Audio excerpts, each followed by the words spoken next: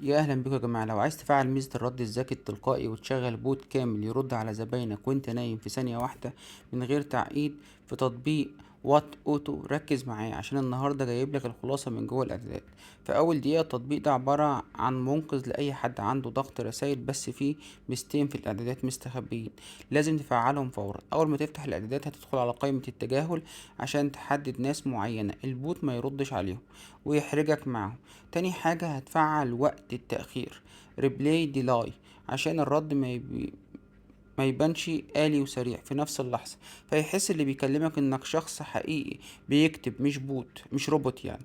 المهم، انا وصاحبي محمد نزلنا التطبيق دوت وجربناه خطوة بخطوة وقابلنا 4 مواقف واقعية جدا. اول موقف لما جيت اجرب ميزة الرد على المجموعات سبورت جروب، شغلناها في جروب الشغل، وكل ما حد يسأل على اللوكيشن الفرع التطبيق كان بيرد باللوكيشن فورا، ووفر عليا كتابة كل شوية ان انا اكتب اللوكيشن.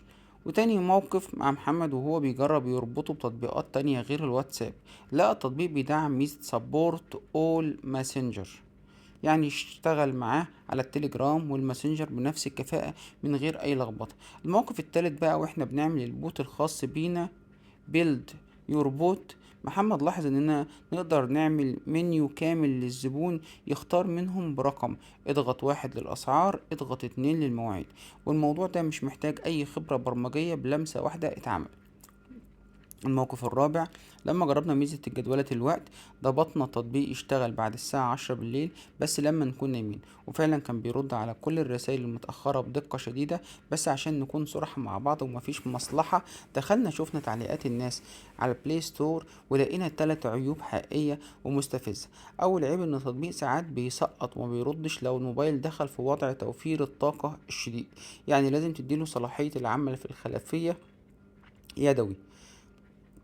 تاني عيب ان النسخة المجانية فيها اعلانات بتظهر وانت بتظبط القواعد وممكن تضايقك.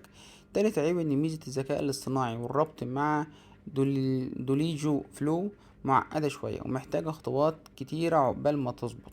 طيب، هل التطبيق ده فيه نصب او اساليب ملتوية؟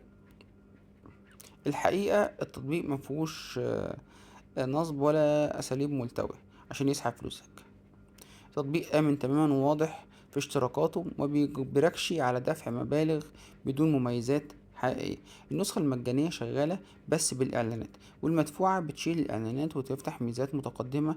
لو مش عاجبك، عندك بدائل تانية قوية زي تطبيق أوتو ريسبوندر فور واتساب، وده مشهور جدا، أو تطبيق اي ام اوتو ريبلاي. تقييم النهائي للتطبيق هو 8.5 من 10، ممتاز جدا وبسيط وبيأدي الغرض بكفاءة عالية، ومحتاج بس تظبيط واستقرار في الخلفية مع كل الموبايلات. لو انت عندك اي تجربة قبل كده سابقة مع تطبيق ايجابية او سلبية، اكتبها لنا في الكومنتات وانا هثبت تعليقك عشان الكل يستفيد من رأيك. سلام.